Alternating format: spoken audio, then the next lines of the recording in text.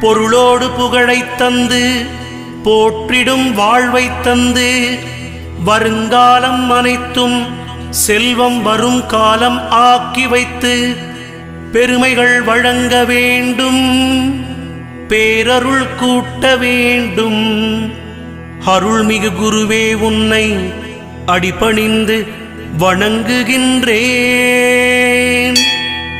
வருடம் ஓர் ராசி வீதம் வட்டமாய் சுழன்று வந்தே தருகிற பலனை நாங்கள் தங்கமாய் ஏற்றுக்கொள்வோம்.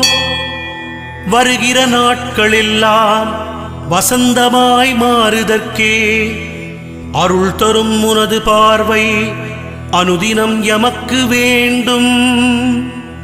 குருவே, நீ பார்த்தால் போதும் கோடியாய் நன்மை சேரும்.